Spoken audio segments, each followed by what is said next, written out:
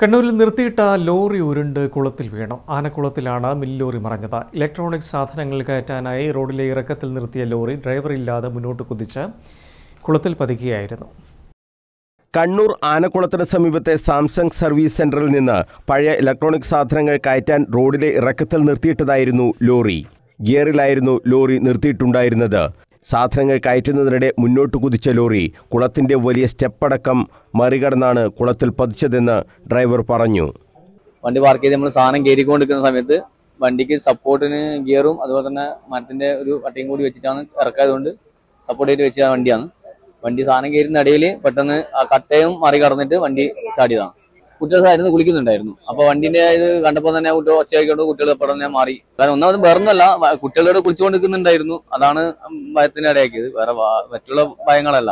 സാധനം ഇവിടുന്ന് കയറിയ സാധനങ്ങളും പിന്നെ ഒരു 2 സ്ഥലത്തിനടുത്ത് പിക്കപ്പ് മാത്രമേ വണ്ടിയിലുള്ളൂ. വന്ന സാധനങ്ങളൊന്നുമില്ല. റിട്ടേൺ കംപ്ലൈന്റ് ആയിട്ട് പോകുന്ന സാധനങ്ങൾ മാത്രമേ വണ്ടിയിലുള്ളൂ. ലോറി പതിക്കുന്ന സമയം കുട്ടികൾ കുളത്തിൽ നീന്തുന്നുണ്ടായിരുന്നു. ശബ്ദം കേട്ട് ഇവർ മാറിയതിനാൽ വൻ ദുരന്തം ഒഴിവായി. ചൊവ്വാഴ്ച ഉച്ചയോടെയായിരുന്നു അപകടം നടന്നത്. വളപട്ടണത്ത് നിന്നും ഖലാസിമാരുടെ ക്രെയിൻ എത്തിച്ചാണ് ലോറി കുളത്തിൽ നിന്നും പുറത്തെടുത്തത്. News bureau, Kannur.